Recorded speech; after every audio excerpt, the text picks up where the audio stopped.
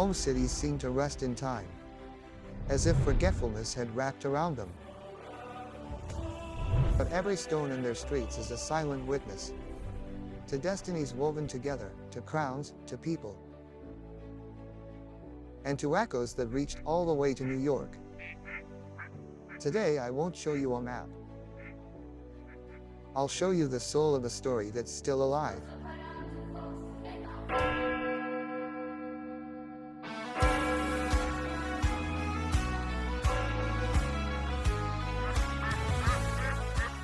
Today we're walking through Breda.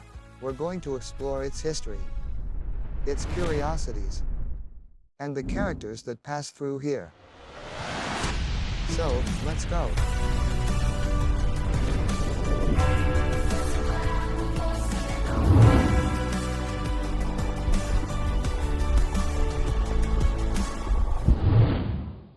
Right now I'm going to look for a friend who's coming with me to walk around and explain a few things, okay? So let's go.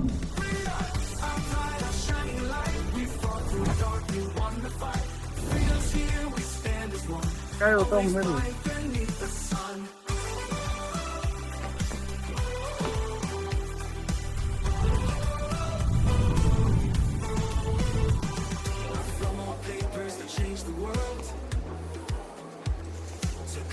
This is the Grote market. People coming to drink, but these streets have seen celebrations, markets, and even soldiers passing by.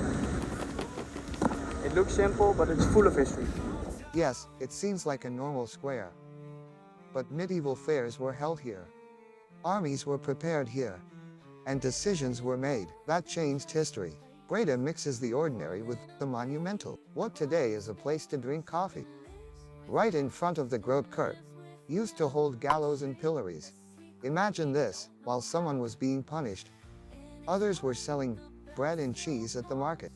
That was medieval life. Punishment and celebration, all at the same time. Today the market still works.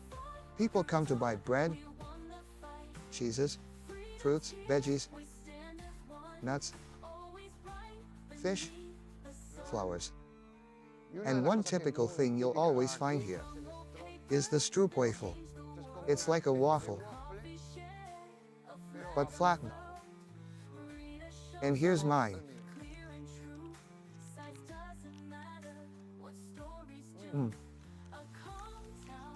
Pretty good.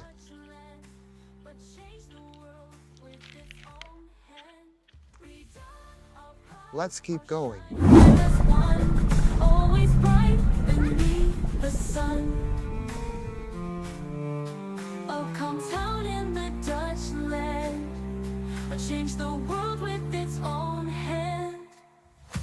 We died our light, our shining light.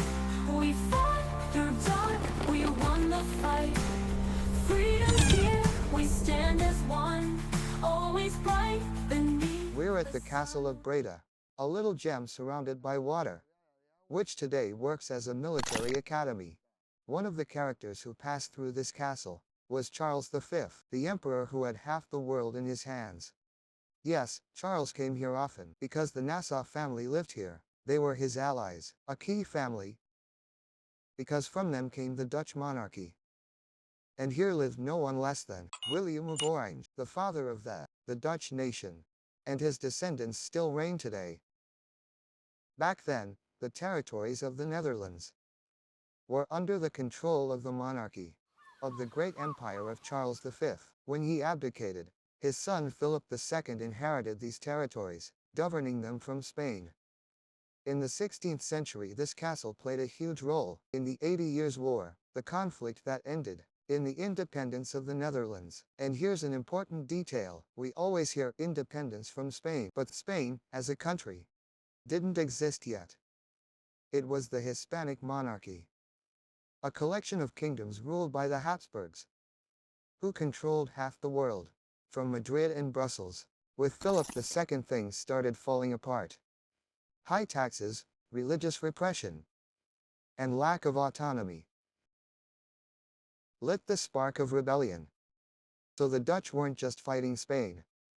They were standing up to a massive empire that mixed Flanders, Italy, the Americas, Spain, a true historical giant.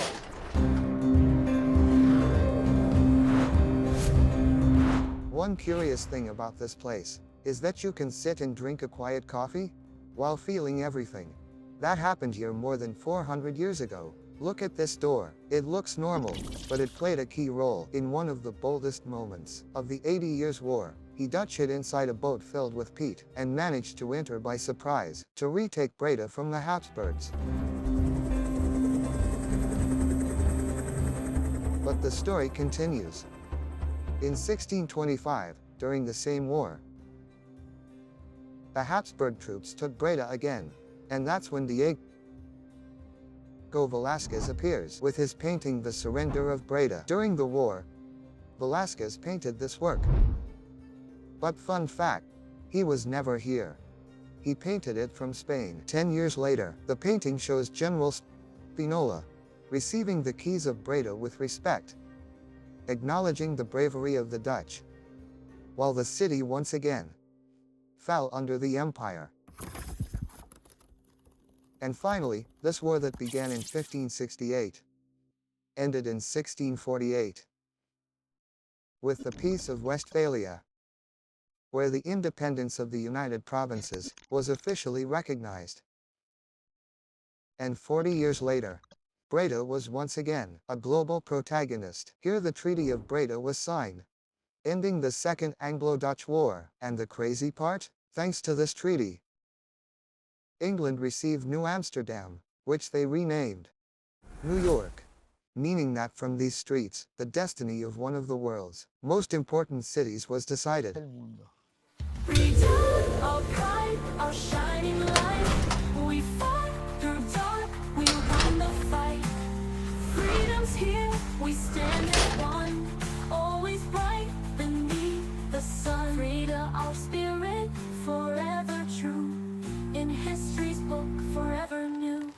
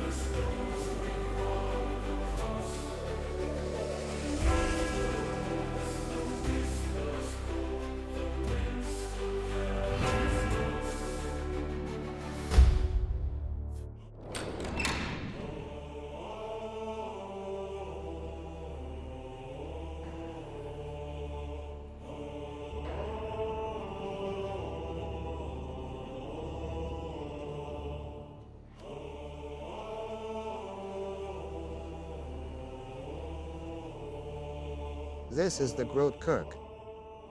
In the center of Breda, a Gothic-style church, built in the 15th century, and dedicated to St. John the Baptist.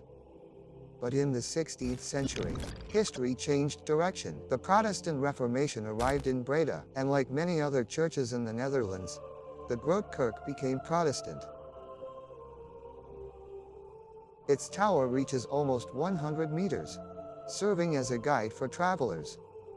Here lie the ancestors of the Nassau family, the origin of the Dutch royal house, a story that began here in Breda and still lives in the soul of the country.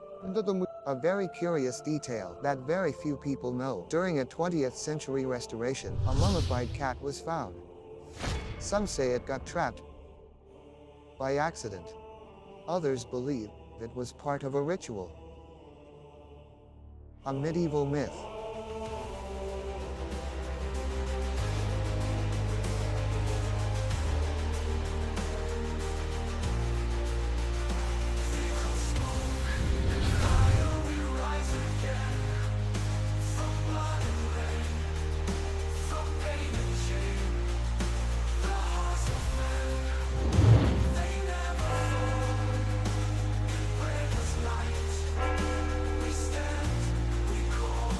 We call Let's keep going through Breda. Starting route, head south on Wilhelminassingel.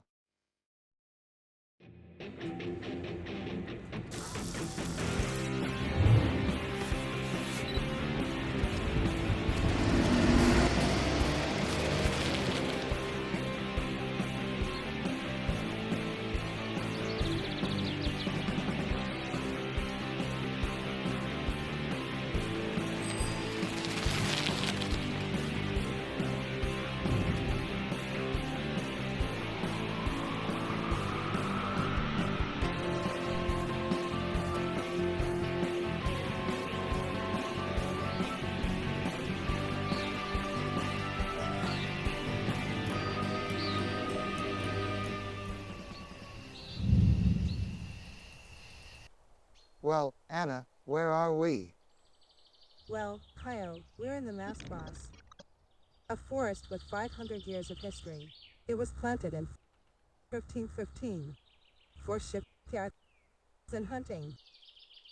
And today it's here for all of us. A place where people once came to hunt and work with what is now perfect for walking, cycling,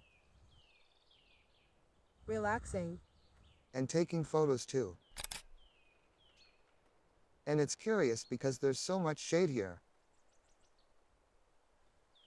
You only hear the birds. And we're just 10 minutes by bike from the city center. Well, Boludo, close to here, there's a place where I usually go read. Do you want to come with me? I'll show you. Sure, let's go.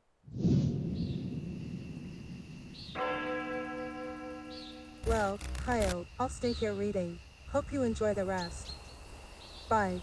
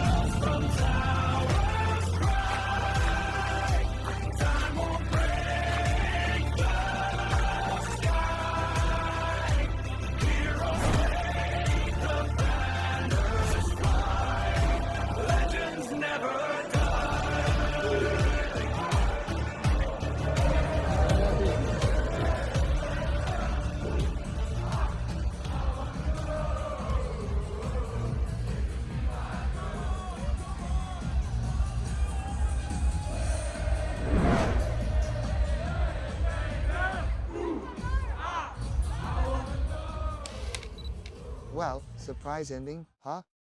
She came to visit me. So we're going to share a few useful bits of information that helped her when she came. So here we go. Breda is 1 hour by train from Amsterdam or Brussels. So both airports are just 1 hour away. And if you want something different, 20 kilometers away, you've got Baarle-Nassau, a town divided between the Netherlands and Belgium. They're Belgian territories, inside the Netherlands, which makes the whole place extremely strange. Look at these images. There's a border here. Look, another border there. Here I'm in the Netherlands. And my bicycle is in Belgium. I ride the line across the street. Two worlds collide under my feet. Maps can change, but hearts don't lie. We are the same. You and Crossing a border isn't a limit. The limit is right here on the ground. I, the world we've made. No borders, sin fronteras. We are one. The amazing thing is that borders are drawn on the floor, but not on people.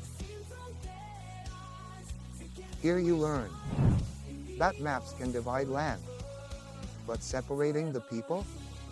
Forget it. Crossing a border here is as easy as taking one step.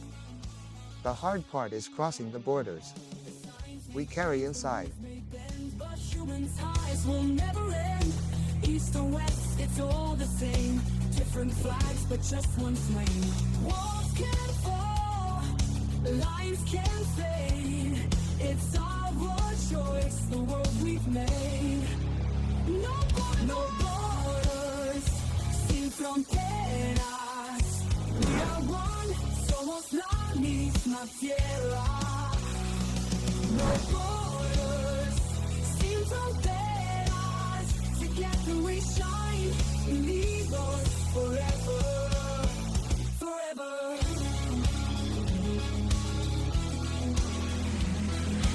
You know what I discovered in the end? That Breda doesn't win you over. Because of what it has. It wins you over. Because of how it makes you feel. Its people greet you without knowing you. They help you without expecting anything. You walk through its streets and everything feels calm. But there's something in the air. Something that makes you feel good. And when you leave, that's when you understand. You're already missing it. Because Breda isn't just a place you visit. It's a place you live. And once you live it, forget it. It stays in your heart. Yeah, yeah.